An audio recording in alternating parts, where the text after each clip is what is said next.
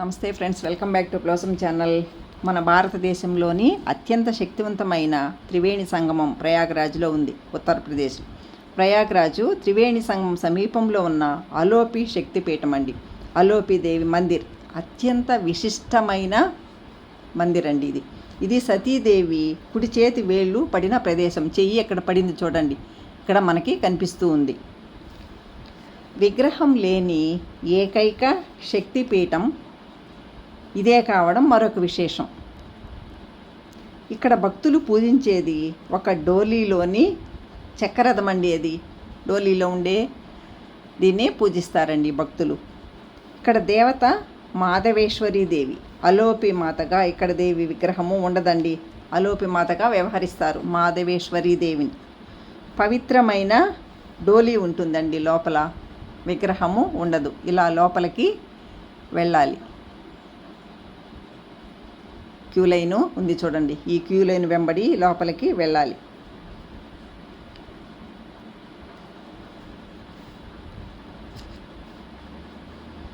అలోపి అంటే కనిపించనిది అని అర్థం అండి. ఇది 51 శక్తి పీఠాలలో ఒకటి. భువనేశ్వర్లో తారాతరణి కూడా 51 శక్తి పీఠాల్లో ఒకటి అండి. నేను ఇంతకుముందు వీడియోలో కూడా భువనేశ్వర్లో తారాతరణిని చూపించాను. అలాగే ఇది కూడా 51 శక్తి పీఠాల్లో ఒకటి. ఇక్కడ బోర్డు కూడా ఉంది చూడండి, మాధవేశ్వరి దేవి అని. నవరాత్రి సమయంలో ఇక్కడికి భారీ సంఖ్యలో భక్తులు వస్తుంటారు. ఆ సమయంలో ఆలయ పరిసరాలంతా కూడా అత్యంత పవిత్రంగా బాగు చేపిస్తారండి. శక్తివంతమైన శక్తిపీఠం అండి. చూడండి, ఇక్కడ ఒక డోలీలో వేలాడుతూ ఉంటుంది.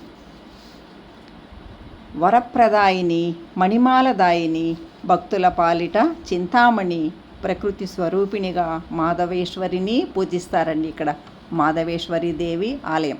ఇక్కడ చూడండి, ఒక డోలీలో ఇలా ఊగుతూ ఉంటుంది. దీన్నే మనము అలోపి మాతగా వ్యవహరిస్తారు. ఉయ్యాలలాగా ఊగుతూ ఉంది చూడండి.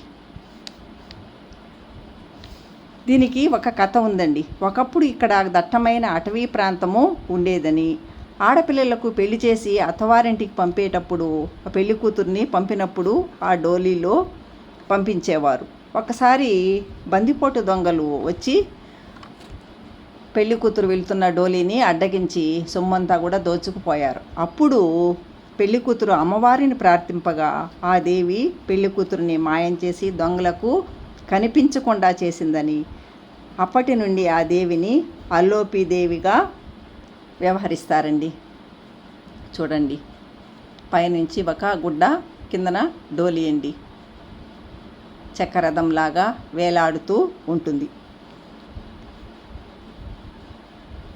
అలోపి దేవి అక్కడ పెళ్లి కూతురుని రక్షించి మాయమైందని ప్రజలు నమ్ముతారండి.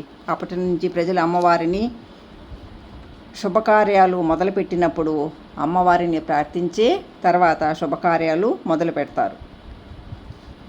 ఇదేనండి గర్భగుడి, పైనుంచి వేలాడుతూ ఉంది చూడండి. ఒక గుడ్డ కింద చదరంగా ఉన్న ఉయ్యల దర్శనమిస్తుంది. ఇక్కడ ఈ మాధవేశ్వరి ఆలయం ఎంతో ప్రశిష్టమైనదండి. ప్రయాగ వచ్చిన వారందరూ కూడా ఇక్కడికి వచ్చి తప్పకుండా అమ్మవారిని దర్శించుకుని వెళ్తుంటారు.